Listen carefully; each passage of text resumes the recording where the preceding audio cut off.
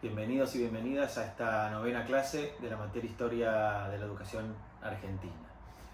Esta clase la vamos a situar entre la primera y la segunda década del siglo XX.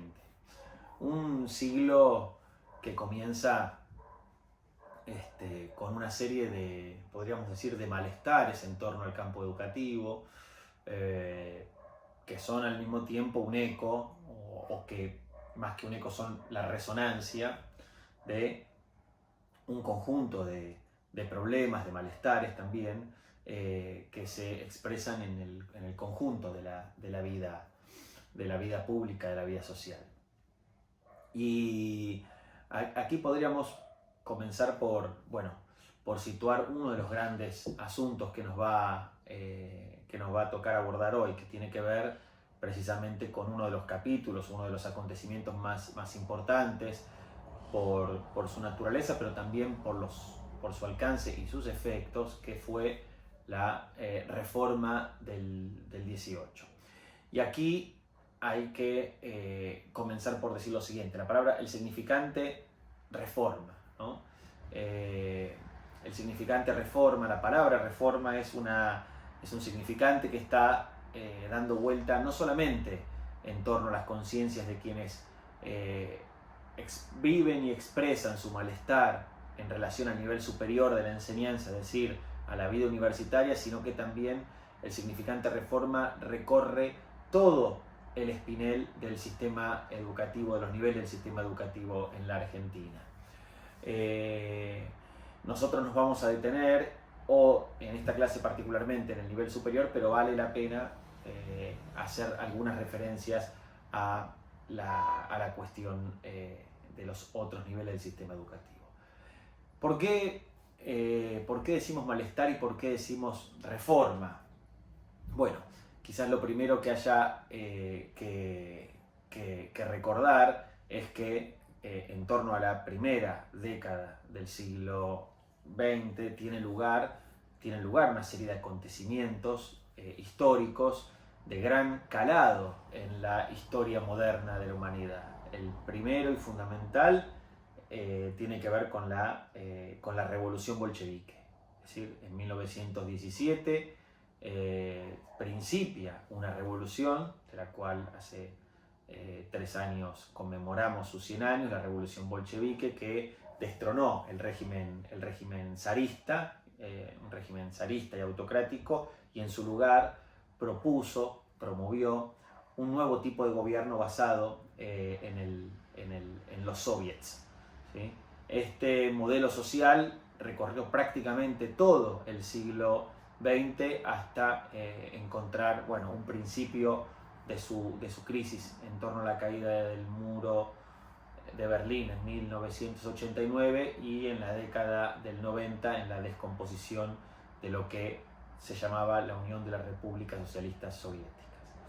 Podríamos decir que el siglo XX es en parte un siglo corto si lo medimos en términos de esa experiencia soviética, que fue el principal contendiente que encontró el modelo capitalista en términos del desarrollo de la organización social, del desarrollo de un modelo de organización social, eso quise decir. Entonces, primera cuestión como para ubicar. Otra cuestión que tiene directamente implicancias en la concepción social del mundo y de su desarrollo es el lugar que tiene la Primera Guerra Mundial. Es decir, ¿no? Estamos entonces situándonos en un contexto en donde el mundo, ¿no? O el modelo social sobre el cual se habían organizado las sociedades occidentales empieza a tambalear, empieza a resquebrajarse. Y hay ahí una cuestión, un elemento central, ¿no? La idea de ciencia, ¿no? La idea de ciencia positivista que había, recuerdan ustedes en la clase anterior, organizado, ¿no? O por lo menos prometió organizar una sociedad moderna sobre bases científicas que permitieran el desarrollo permanente de una sociedad, el progreso, ¿no? Permanente de una sociedad, y que en la Primera Guerra Mundial se da de bruces, se choca contra una realidad. Uno de los escritores nacionalistas argentinos más importantes de la época, Carlos Ibarguren, a propósito de este modelo civilizatorio, que no solo estaba basado en el cientificismo positivista, sino también y de una manera articulada con el liberalismo, con la cultura liberal. Decía entonces Ibarguren, desde las posiciones nacionalistas, decía, cito, el siglo de la ciencia omnipotente, el siglo de la burguesía desarrollada bajo la bandera de la democracia, el siglo de los financieros y de los biólogos, se hunde en medio de la catástrofe más grande que haya azotado jamás a la humanidad, ¿no? Esta cita pone de relieve la escena de crisis, una escena de crisis en la cual, según Ibarguren, se hunde los principios de una sociedad demoliberal basada en los principios del positivismo. Entonces, siguiente componente, ¿no? Por un lado, la emergencia de la Rusia soviética, por otro lado, la crisis en el contexto expresada sobre todo en la Primera Guerra Mundial de las sociedades demoliberales basadas en los principios del positivismo, y por otro lado, y en el caso argentino también, tenemos la emergencia de un nuevo actor político, no la emergencia porque ya tenía algunos años de desarrollo, pero, es decir, ya había sido fundada en 1891, pero sí la emergencia de la Unión Cívica Radical, un partido, un movimiento popular, nacional popular, que expresaba en su corriente más vehementes, ¿no?, la necesidad de una regeneración social de la sociedad argentina. ¿Contra quién? Contra precisamente el orden conservador que encarnaba el partido en el gobierno, el partido roquista, el orden roquista que se había, como ustedes saben, asentado en el poder desde 1880 en adelante. Estamos transcurriendo la primera década del siglo XX, y ese orden, ¿no?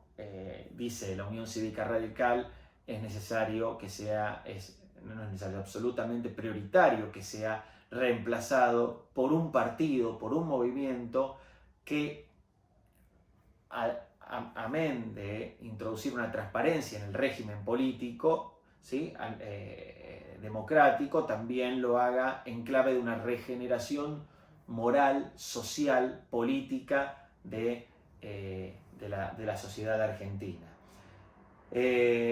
La Unión Cívica Radical es portadora de un discurso espiritualista, redentorista, moralizante, ¿no?, que desde ese enfoque tacha a los políticos que representan el viejo orden conservador como gobernantes usurpadores y regresivos. Usurpadores porque llegaron a sus cargos a través del voto cantado, es decir, un voto amainado, un voto arreglado, un voto no libre, ¿sí? Y regresivos porque claramente estaban asociados a un orden conservador que buscaba garantizar el privilegio de unos pocos en detrimento de los muchos, ¿no? Esos políticos, según el discurso de la Unión Cívica Radical, agraviaban al pueblo, eran los responsables directos de los males sociales, frente a los cuales había que enarbolar una lucha cívica. Acá la idea de movimiento ciudadano, ¿no?, está definitivamente articulada a los orígenes de la vieja Unión Cívica Radical. Eran los ciudadanos austeros, los hijos de esta tierra, ahí se recupera la idea de lo criollo también, ¿no?, los que tenían que hacer frente a este gobierno que llegaba o que conservaba, mejor dicho, el poder gracias a las prebendas políticas y a los arreglos y a la poca transparencia, ¿no?, sobre la cual se sustentaba. Hay otro elemento, fíjense cómo vamos tratando de componer un friso a la época, ¿no?, a nivel internacional,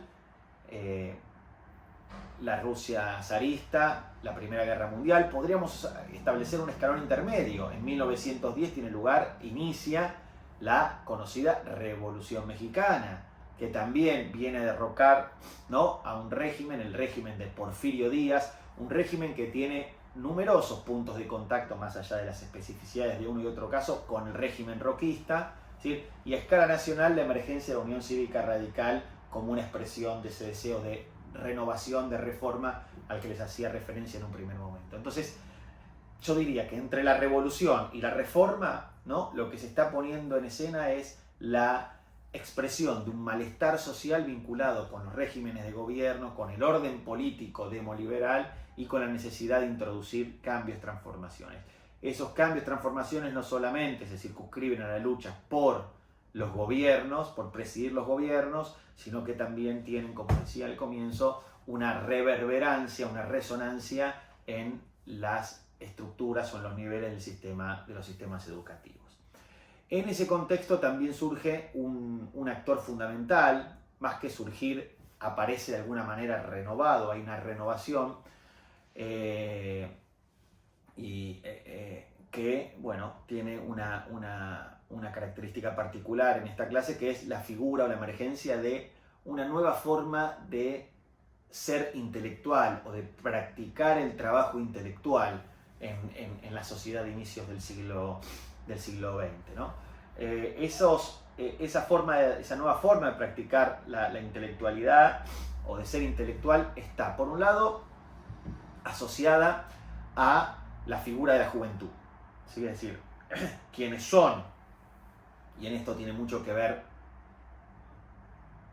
como veremos dentro de un momento, la figura de las filosofías krausistas, está asociada a la juventud, ¿no? Los jóvenes tienen que asumir el papel de intelectuales y al mismo tiempo tienen que hacerlo de un modo diferente al modo en que se venía practicando el ejercicio de las tareas intelectuales de las décadas previas.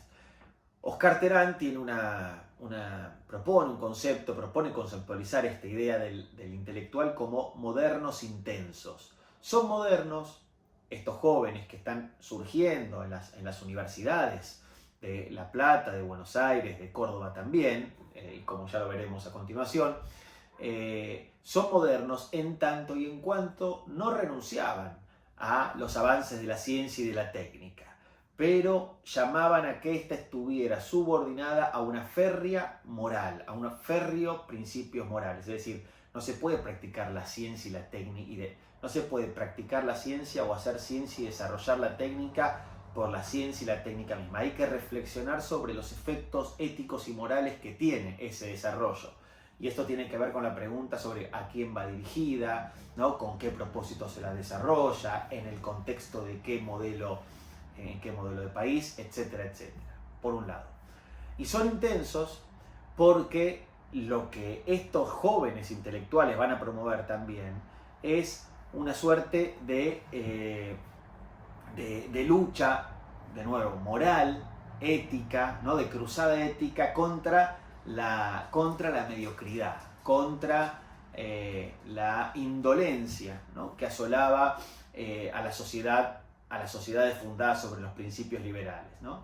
Entonces son intensos porque promueven valores éticos, porque promueven valores estéticos asociados a ese ejercicio intelectual. Es decir, a la construcción, si quieren, de un nuevo tipo de sensibilidad, ¿sí?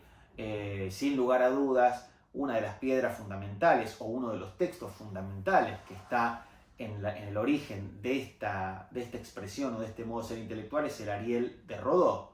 En el Ariel de Rodó se contraponen, ¿no?, los modelos de intelectual,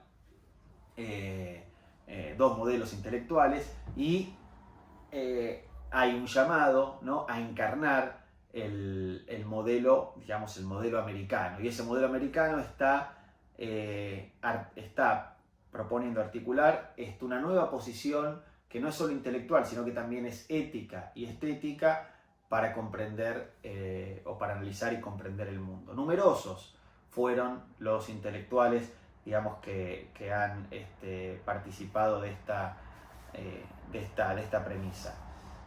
Hay un texto también extraordinario que recomiendo que se llama Salvar la Nación, de Patricia Funes, en donde precisamente se analiza toda esta corriente de pensamiento, y otro trabajo de María Pía López sobre los vitalismos, en donde también se aborda esta cuestión fundamentalmente centrada en la figura de José Carlos Mariátegui. Pero es otro tema. Vamos a enfocarnos ahora en el segundo momento de la clase, que tiene que ver con la reforma del 18 propiamente. La reforma universitaria del 18 es, decía al comienzo de esta clase, uno de los asuntos más resonantes de la vida, de la historia de la vida universitaria nacional. Pero al mismo tiempo lo es porque la gravitación que tuvieron sus postulados tuvieron un alcance latinoamericano. Es decir, no solamente la reforma del 18 fue significativa en términos de las transformaciones que introdujo en los claustros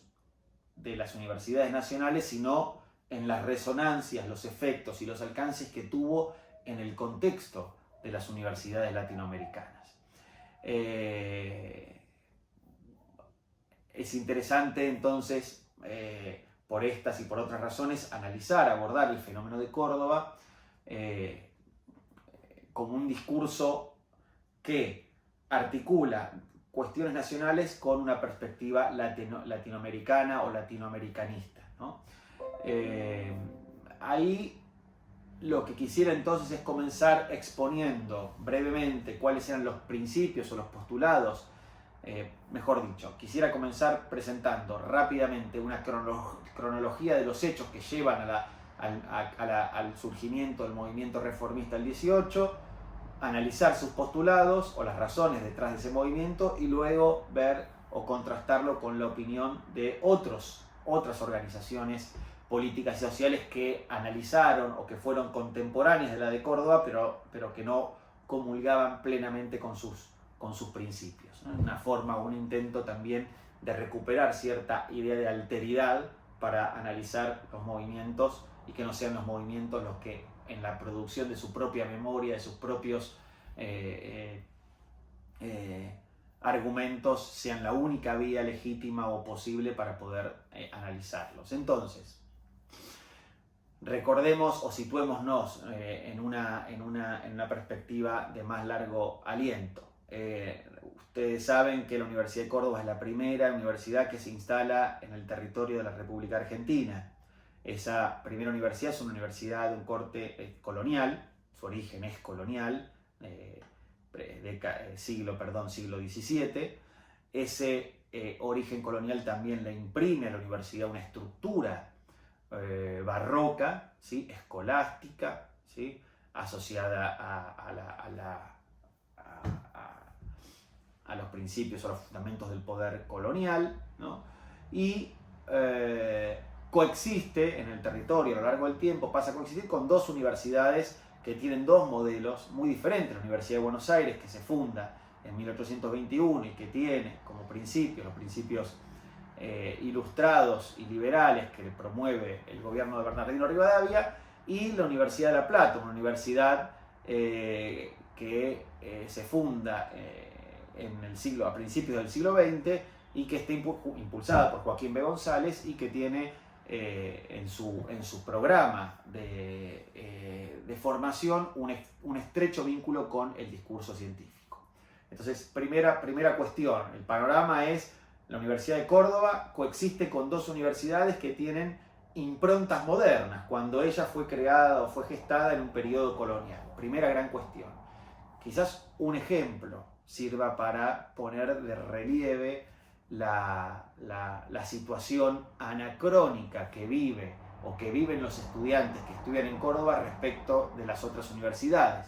Mientras en la Universidad de Buenos Aires, en la carrera de Derecho, se enseñaba legislación del trabajo, en Córdoba, en la cátedra de Filosofía del Derecho de la Universidad Mediterránea, se enseñaba deberes para con los siervos. Es decir, mientras en una se hablaba de legislación del trabajo y se introducían los conceptos modernos vinculados con esa rama del derecho, en Córdoba todavía, en Filosofía del Derecho, se recuperaban los deberes para con los siervos. Es decir, el anacronismo, y las dos universidades estaban situadas en el mismo país. En el mismo tiempo A la misma hora se estaban enseñando saberes que respondían a, o que estaban inscritos en temporalidades absolutamente distintas. Sin embargo, no fue, bueno, ¿cómo esto era posible? Uno se puede preguntar, o una se puede preguntar cómo esto era posible. Bueno, porque la Universidad de Córdoba estaba manejada, el grupo que manejaba la universidad, era un grupo conservador que se autodenominaba Cordafrates, ¿no? Eran los que decidían, los que ponían, los que quitaban, los que manejaban la universidad. Esta cuestión va a tocar, va a llegar a un punto, a un grado máximo de agregación, de confrontación, cuando se decide clausurar el internado del Hospital Nacional de Clínicas hacia fines del 1917. El Hospital Nacional de Clínicas, aparte de cumplir con tareas vinculadas al cuidado de la salud, era un espacio donde, además de estudiarse, de que se estudiaba bien, los alumnos del interior tenían comida y casa asegurada. La Universidad de Córdoba históricamente, así como la Universidad de La Plata, todas las universidades, ¿no?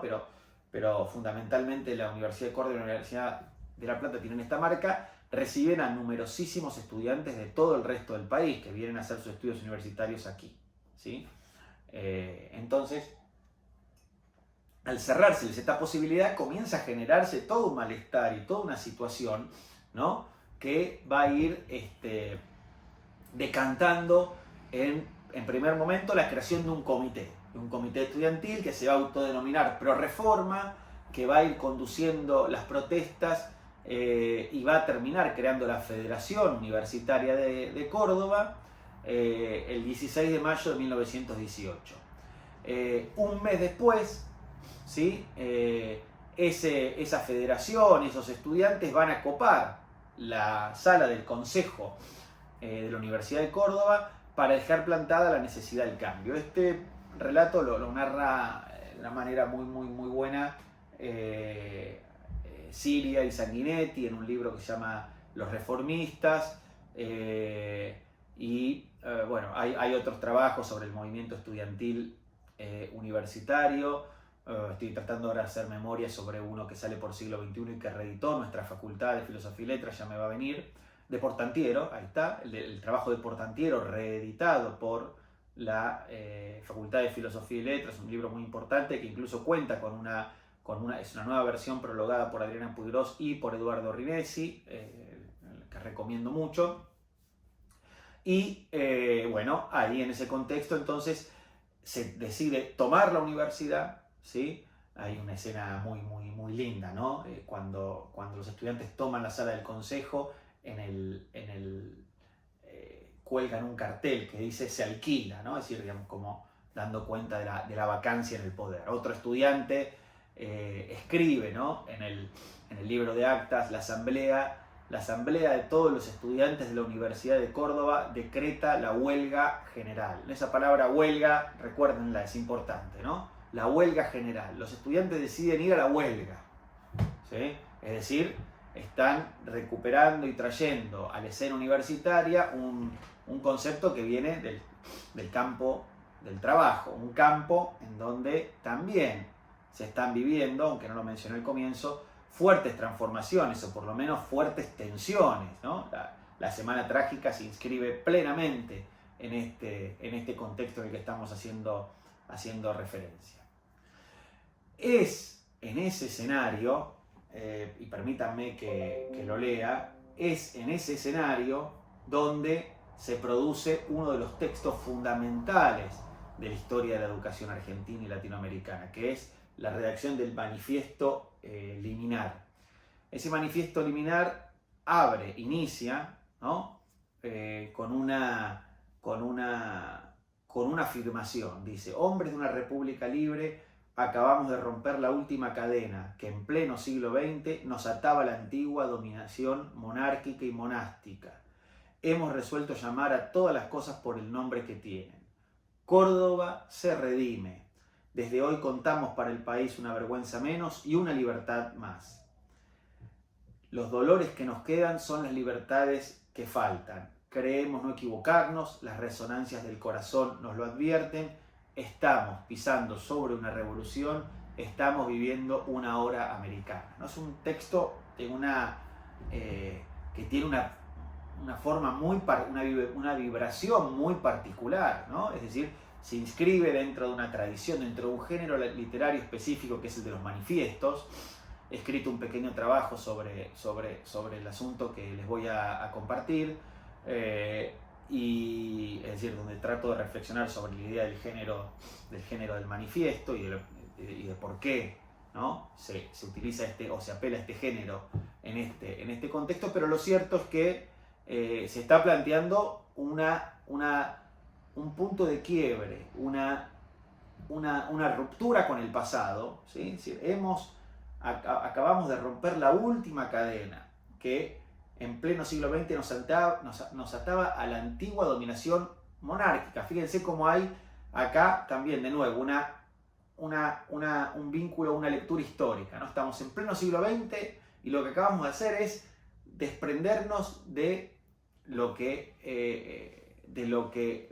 pasado en tanto lastre. El pasado es un lastre. No es que hay algo del pasado que podemos aprender, con el que podemos dialogar, que debemos recuperar. Hay que romper con el pasado si queremos fundar algo nuevo, ¿no? Entonces, ahí hay también una idea muy particular del lugar que tiene la historia, la tradición, los legados en este movimiento reformista. Movimiento reformista que está amparado, que se basa en los principios de la filosofía krausista. Y esos principios de la filosofía krausista podríamos identificar algunos aspectos. En primer lugar, ¿sí? El krausismo, al que ya hicimos referencia cuando abordamos la figura de Carlos Vergara, está dentro de las tendencias propias o dentro de las tradiciones de las filosofías espiritualistas. El krausismo, ¿sí? Lleva su nombre, debe su nombre a Kraus, que es un filósofo alemán que vive en los tiempos de Hegel y que promueve, digamos, una concepción filosófica que está basada en la idea de que el trabajo intelectual o que la disposición intelectual tiene que estar fuertemente, es decir, el trabajo de pensar, debe estar fuertemente asociado, articulado a una intensa vocación social, ¿sí? Arturo Roig, que ha sido uno de los grandes estudiosos del krausismo en la Argentina, decía, ¿no? A propósito de esto, decía las necesidades que el trabajo en torno a las ideas y esta articulación con una vocación social intensa debían adecuarse dice Roig, a las necesidades intelectuales y sociales de la época y en particular a las exigencias de una burguesía liberal conservadora de carácter progresista, ¿no? Entonces acá hay una primera marca del krausismo, ¿no? El krausismo tiene que estar vinculado con una intensa vocación social. En segundo lugar, el krausismo generó una reflexión, o promovió, digamos, o pensó sobre la base de una plataforma que podríamos calificar de un racionalismo moderado, que no terminó de ascribir plenamente al catolicismo, es decir, a las ideas religiosas, pero que favoreció cierto entendimiento con ese sector social. Es decir, no rompió lanzas como sí lo hizo la filosofía de base científica de cuño positivista que enarboló la bandera del laicismo, la ley 1420, la generación del 80, la separación de la Iglesia del Estado, ubicamos ahí, sino que el krausismo, esta filosofía espiritualista, promovió un cierto entendimiento con el catolicismo sin comprar del todo, sin incorporarlo plenamente a sus principios, ¿no? Y este es un dato fundamental, ¿no? Porque es un punto de equilibrio, diría yo, entre las ideas católicas y la tradición liberal. Pensemos de nuevo en Vergara, pedagogo liberal, en cierto punto, de extracción krausista, que cuando hablaba de su propia reforma pedagógica decía: esta reforma ha venido de Dios y hacia Él va, ¿no? La reforma pedagógica que impulsa Carlos Vergara, para tomar a un militante de las ideas espiritualistas, es la de quien dice: esta pedagogía nace de Dios y hacia Él va, ¿no? Y sin que por eso se transforme Vergara en un pedagogo católico. Es decir, Vergara defiende la ley 1420, defiende la separación del Estado de la Iglesia, sostiene la importancia de se reconoce en la figura de Sarmiento y un largo etcétera. Sin embargo, recupera esta idea trascendental, ¿no? Que es otra de las marcas del krausismo. Y en tercer lugar, los krausistas tienen una muy marcada preocupación por interpretar la realidad, es decir, las situaciones que nos circundan desde una lectura o de una caracterización de las tradiciones nacionales. Otra ruptura con, ahora sí, con la idea ilustrada y que se extiende a lo largo de todo el siglo XIX, ¿no? Que proponía o planteaba una mirada con la excepción del romanticismo, y acá krausismo y romanticismo vuelven a conectar, ¿no? Con una idea de que, en vez de mirar a Argentina comparándola con el mundo, hay que mirar a Argentina comparándola con Argentina, ¿sí? Es decir, mirar nuestro país y leer nuestro país a la luz de sus tradiciones y no a la luz de los modelos exteriores, de los modelos europeos. Y este es otro cambio fundamental, porque lo que plantea es, la idea de que para poder interpretar correctamente dónde está situada nuestra sociedad hay que poder contrastarla con esa propia sociedad, ¿no? Que es otra forma de conocer. Comparar siempre es una forma de conocer.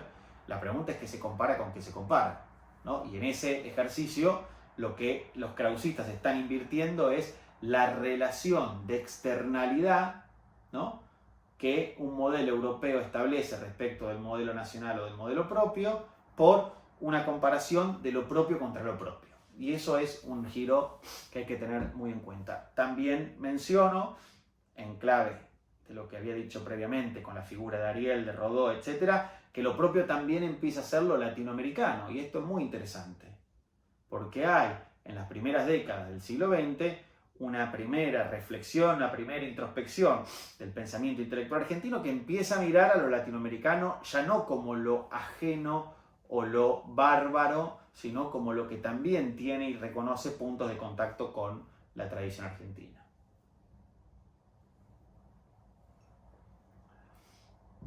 Un poco más adelante, entonces, vamos a ver, ¿no?, esta idea de que plantea Roca, ¿no?, de que, volviendo a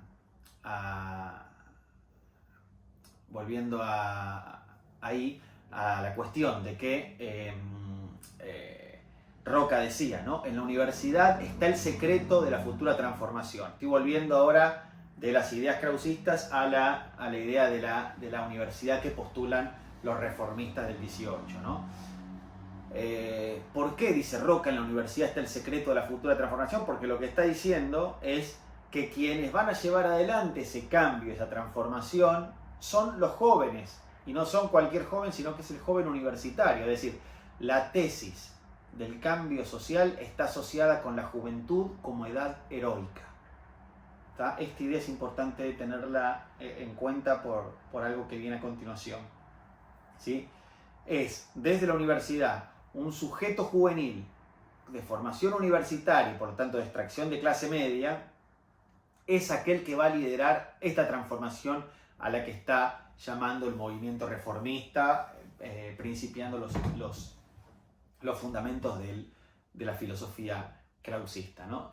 Y por eso dice, ¿no?, el estudiante tiene siempre el deber de permanecer puro, ¿no? Esta idea de juventud, divino tesoro, ¿no? Es decir, la idea de la pureza de la juventud, en tanto y en cuanto tiene que encarnar una misión social por la cual debe ser capaz de sacrificarlo todo, ¿sí?, en aras de una verdad moral e intelectual que está por sobre sus propios deseos e intereses, ¿no? Esta idea de que es el joven universitario, ¿no?, como modelo heroico que debe encarnar, mejor dicho, un modelo heroico de resignación de sus propias intereses en aras de una verdad moral, ¿no? Que está por encima de él. Bueno, para poder hacer esto, sin lugar a duda, la universidad también tiene que ser transformada, o mejor dicho, la universidad es el primer lugar de ese programa de transformación social que debe ser demolido y refundado. Y que decíamos hace un momento que las resonancias de la reforma universitaria alcanza a diferentes experiencias en toda América Latina, entre ellas una fundamental que es la de la vieja Universidad de La Habana, otra vieja universidad, ¿no? Fundada en tiempos de la colonia y que se siente tocada, se siente interpelada por este movimiento reformista. Las ideas, chicos, chicas, a principios del siglo XX no viajaban tan rápido como hoy, ¿no? Esta supuesta idea de instantaneidad con la cual hoy nos enteramos de las cosas, supuesta digo porque de la gran mayoría de las cosas no nos enteramos, es decir, hay una administración de aquello que circula, de aquello que no, pero como todos lo saben, igual vale la pena mencionarlo. Tiene que ver también, bueno, con una reconstrucción muy interesante de cómo viajan esas ideas, que es otro tema, ¿no? Cómo viajan las ideas. Las ideas son viajeras, pero son viajeras porque hay sujetos que las transportan, en libros, en documentos, en testimonios de primera persona y un largo etcétera, ¿sí? Entonces es otro trabajo interesante para pensar, porque en ese viaje las ideas no solo se transbordan de un escenario a otro, de un espacio a otro, sino que también se modifican, se readecúan. Y fíjense lo que decía Antonio Mella. Antonio Mella es un gran líder juvenil, líder estudiantil, que va a encarar la reforma de la Universidad de La Habana,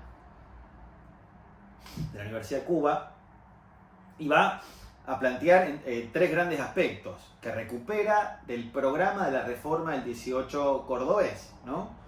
Dice, los tres grandes dramas de la universidad, o los tres grandes aspectos centrales de que una universidad tiene que tocar es, primero, la organización, o promover es, primero, organización democrática de la enseñanza, lo que le permita a los estudiantes regir sus propias universidades. El argumento de Mella es incontrastable, diría. Si los ciudadanos pueden elegir un presidente, ¿cómo los estudiantes no van a poder elegir un rector? A ver, muchachos, si la universidad debe expresar o debe de alguna manera reflejar, ¿no? el modelo de una república, ¿sí? Los ciudadanos, es decir, quienes la habitan cotidianamente, tienen el derecho a elegir quién les preside, ¿no? Y no solo eso, sino que también, dice Mella, deben poder participar de ese gobierno. En segundo lugar, es indispensable la renovación del profesorado, es decir, dice Mella, ¿no? La universidad son los alumnos, existe para enseñarlos, son como los obreros a la industria, dan valor a la producción. Por lo tanto, dice Mella, una entidad docente sin buenos profesores es nula, ¿no? Y ahí hay toda una serie de imágenes que propone Mella que son muy interesantes, dice, hablando de los profesores. Los hay rutinarios, elementos que han escalado las cátedras por favoritismos, otros son buenos viejos fósiles que nos repiten un viejo disco. Algunos suspiran por don Porfirio Díaz, y los hay también para quienes la ciencia no avanza. Y remata Mella, sin un profesor revolucionario, de nada servirán las otras reformas de la universidad, ya que ellos sabotearán el nuevo espíritu.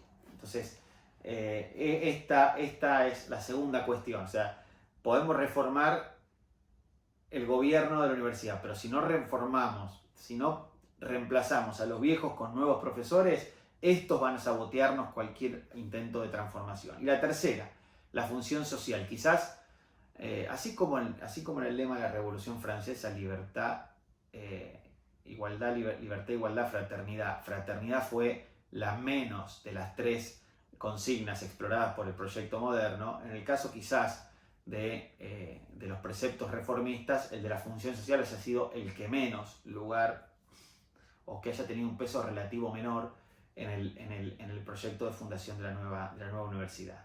Dice Mella, les recuerda, ahora pasa a hablarle a los estudiantes, les recuerda que no todo es conquista de derechos, sino que también se deben contraer deberes. El alumnado debe hacer, dice Mella, una cruzada de utilidad pública o de utilidad social, dice, ¿no?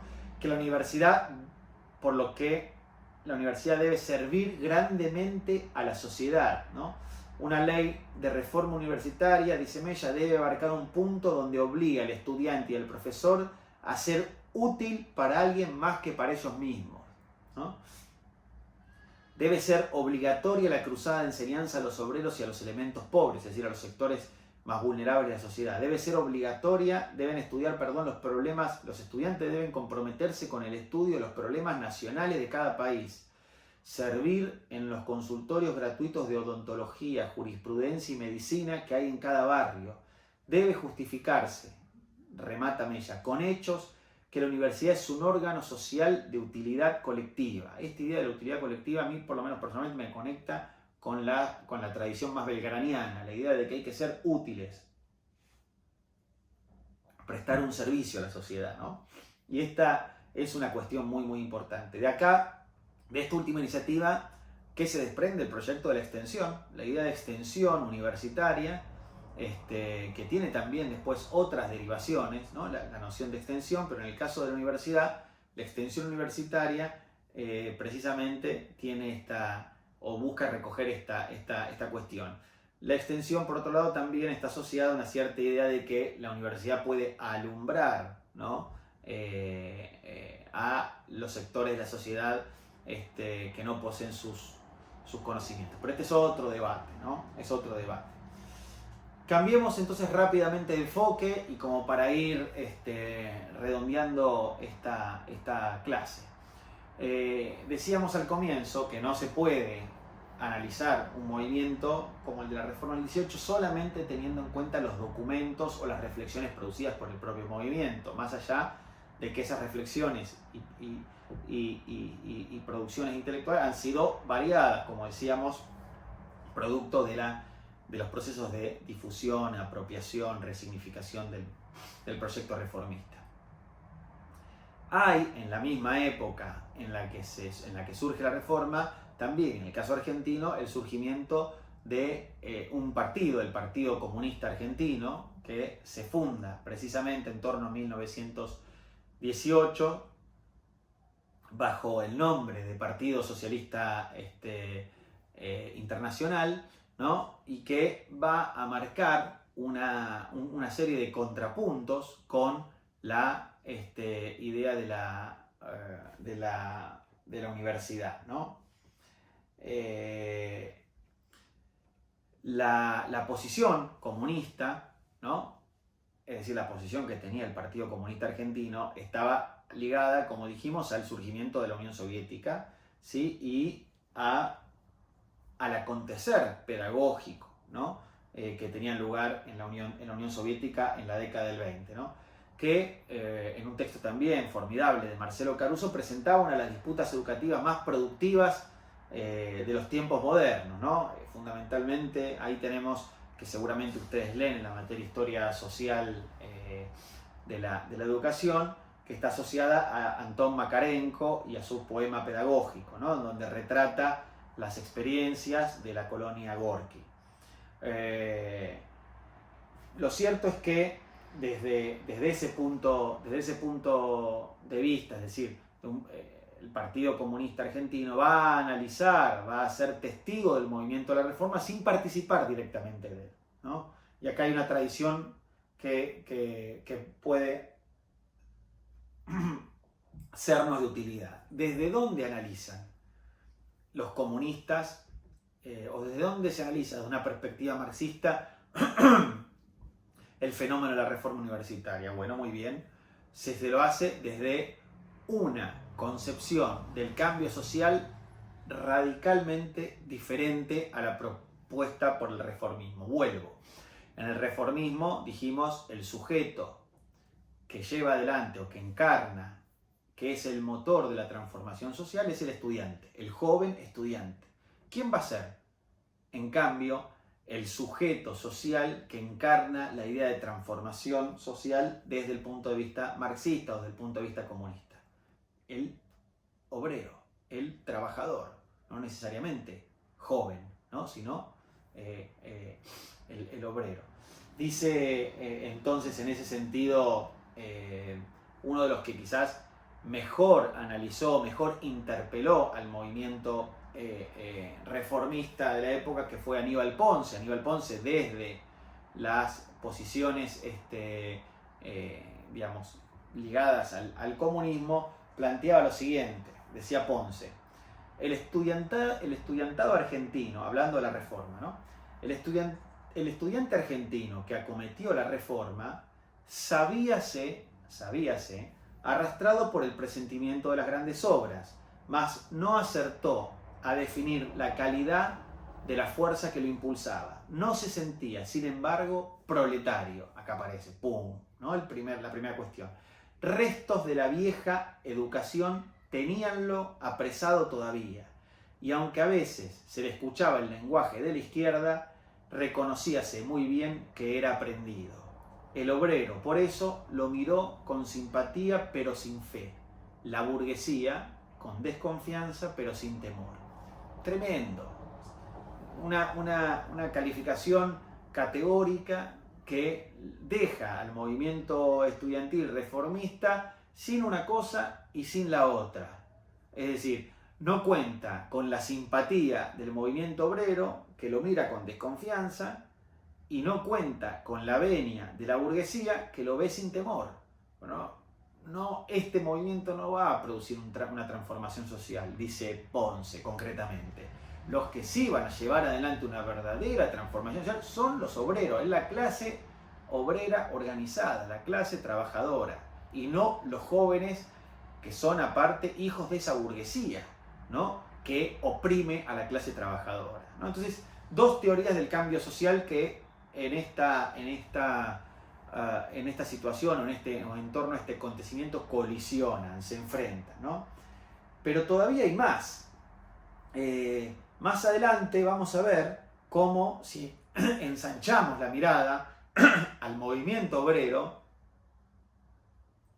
las cosas se ponen todavía peor para el reformismo, porque los agarran los anarquistas. En ese momento los anarquistas tenían o manejaban la Federación Obrera Regional Argentina, la Fora 5, ¿no? Que tenían, como decía, digamos, un ascendiente muy, muy fuerte en el movimiento obrero argentino, un peso muy, muy importante, muy destacado, y que no fueron ajenos a esta situación. Y fueron precisamente ellos, ¿no? Desde esta perspectiva, los que, analizaron in extenso el desarrollo de la reforma y la contrapusieron con la situación de la clase obrera. Y miren lo que dijeron, lo que decían los anarquistas a través de sus periódicos, de sus revistas sobre la reforma del 18. Decían, escuchen bien, algunos han exagerado, por los estudiantes, hasta afirmar que este movimiento contaba con el apoyo moral de la clase proletaria argentina. Dicen los anarquistas, nada más ridículo que esta afirmación. Pero, ¿creen por ventura que la clase obrera organizada del país puede, sin incurrir en el más grande de los errores, ocuparse de cuestiones tan lejanas a sus intereses como la huelga estudiantil? ¿A qué clase pertenecen los estudiantes?, se preguntan los anarquistas. Patrones, dice, que explotarán en forma miserable e inhumana a los obreros, gerentes, que rechazarán insolentemente a las comisiones obreras cuando les presenten algún pliego de condiciones, abogados de las grandes empresas industriales y capitalistas que no van a ahorrar ningún medio de los que aconsejan las prácticas leguleyas para defender los intereses capitalistas en detrimento de los expoliados trabajadores. Los matan, pero fíjense 2-3 días después lo que terminan concluyendo los anarquistas, dicen. Si al hablar de huelgas han entendido los estudiantes concretar la situación de holganza en que los colocaba su actitud rebelde contra el rector electo, perfectamente de acuerdo. Cualquiera puede holgar, es decir, descansar, cuando así le viene en gana. Se trata, pues, en términos precisos, de una bulliciosa y prosopopéyica holganza decretada por los hijos de papá, para protestar contra las elecciones de un rector jesuita. En conclusión, dice, afirmamos que los estudiantes han empleado una expresión inadecuada. Al movimiento que prohijaron le cabe este calificativo que se ajusta a la realidad de un modo estricto: rabona colectiva, es decir, lo que antes llamábamos nosotros una rateada, ¿no? Ratearse de la escuela, ratearse de la universidad. Lo que ustedes hicieron fue una rabona, no una huelga, ¿sí? Dice, no nos detenemos a examinar las causas ni a medir los alcances, porque a los trabajadores no nos interesan ni poco ni mucho los pleitos caseros. Han raboneado, compañeros, esa es la palabra con la que debieron anunciar a sus papás la determinación de holgar para producir la renuncia a un rector no grato, ¿no? Entonces es una mirada interesante, complementaria, en absoluto dista de ser una posición a la que nosotros vayamos a suscribir plenamente, pero sí es importante remarcar que estas miradas, tanto del Partido Comunista Argentino como del anarquismo, también podríamos introducir la mirada del socialismo, que desde las páginas de La Vanguardia se mostró más solidario, sin lugar a dudas, con el movimiento reformista, pero que sin embargo también supo mirarlo con cierta desconfianza de el que, como decíamos al comienzo, es uno de los acontecimientos más importantes de la historia de la educación argentina de la primera mitad del siglo XX. Vamos a dejar aquí por hoy con esta itidea. El siglo XX inicia con un malestar.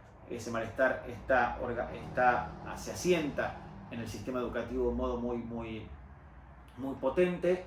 En la universidad tiene un punto de expresión en torno a la reforma del 18, pero también en las aulas de la escuela primaria, de la escuela media, se van a estar experimentando, tanto desde el gobierno como desde las iniciativas particulares de maestros, de maestras, pequeñas o grandes transformaciones, pequeñas o grandes reformas que van a estar buscando reorientar las prácticas y los saberes que circulan por las aulas argentinas de principios del siglo XX.